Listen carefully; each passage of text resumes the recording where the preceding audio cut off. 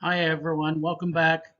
This is part B of the autistic presentation. The first one that we did dealt with trying to prevent in a prenatal state and reduce the probability of having an autistic child.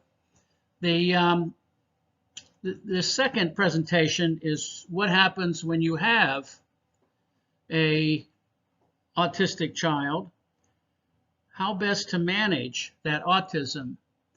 And I'm going to go through some of the things that we've been able to find in the research so far. Is autism caused by inflammation? In the first part, we pretty much indicated that inflammation plays a huge part in the, and I'm talking about the inflammation of the mother, plays a huge part in the risk and the probability of having an autistic child. So there's two parts. The first part is that we must deal with the prevention side of this equation, and that's primarily the mother and the state of her inflammatory disease state during at least prior to and the first trimester of her pregnancy.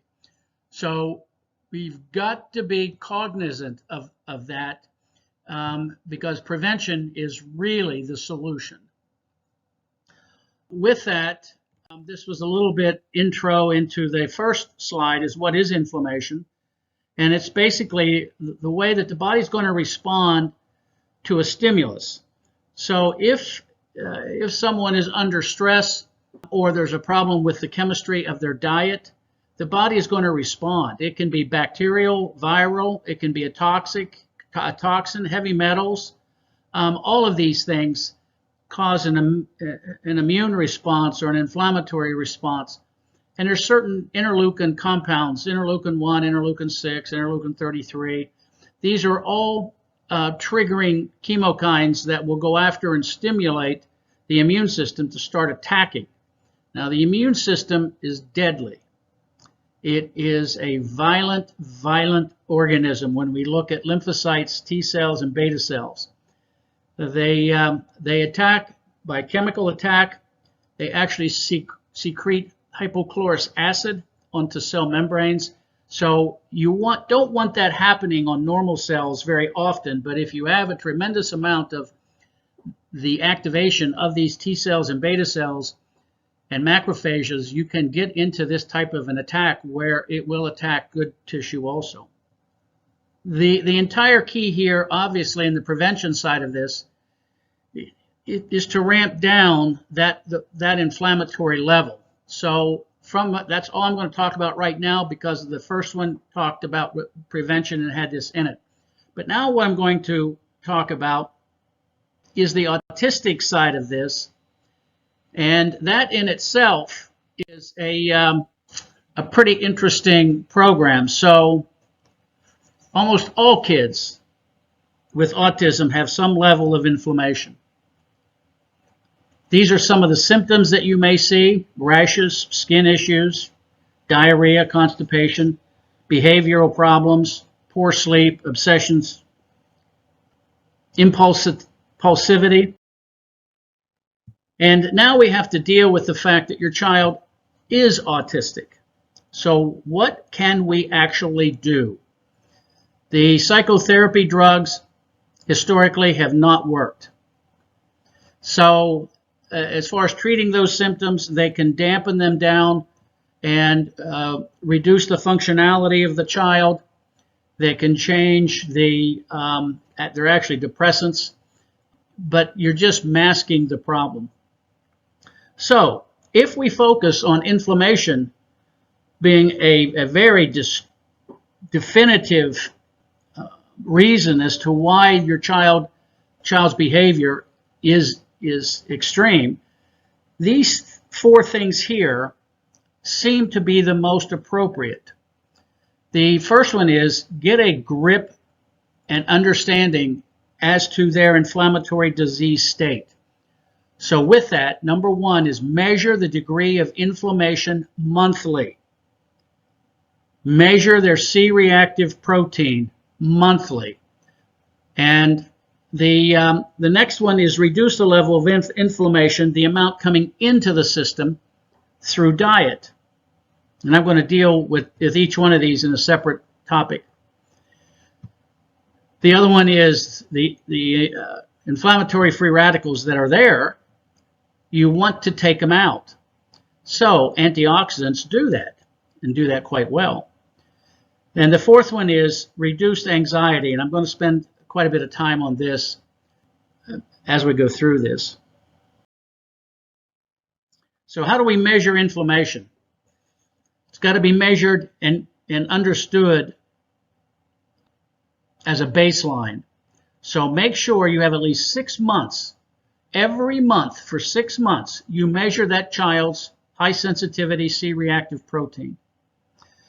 This is not something that your doctor is going to measure routinely.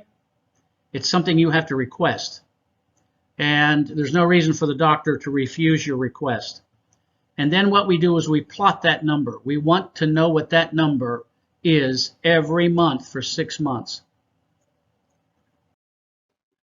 Now I'm going to talk a little bit about the importance of diet, and especially in autistic children, the diet is really the gateway into their bodies, into their minds.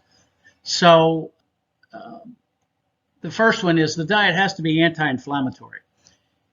What we have found and what all the research is showing is that about 60 to 70% of the inflammatory disease state in all humans is caused from fructose and cigarette smoking. Alcohol is also included in that. But fructose and alcohol are processed the same way, and they both give you the same inflammatory disease state. We deal a lot with children between the ages of 8 and 12 that already have fatty liver disease. And this was unheard of 30 years ago, but it's driven from fructose intake. So, for autistic children, all fructose should be eliminated from their diet. No sodas, no table sugar. Table sugar is 50% glucose and 50% fructose. It's where we get our sweetness from, is from fructose. No fruit. No oranges, no peaches, no plums, no apples. That part of it they may have a problem with.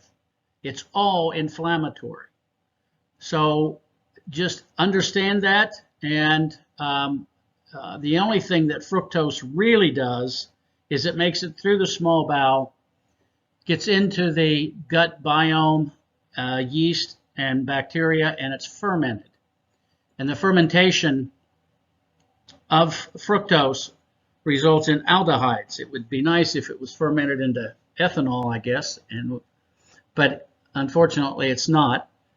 But it is fermented into aldehydes, and aldehydes are typically severely inflammatory in the gut biome.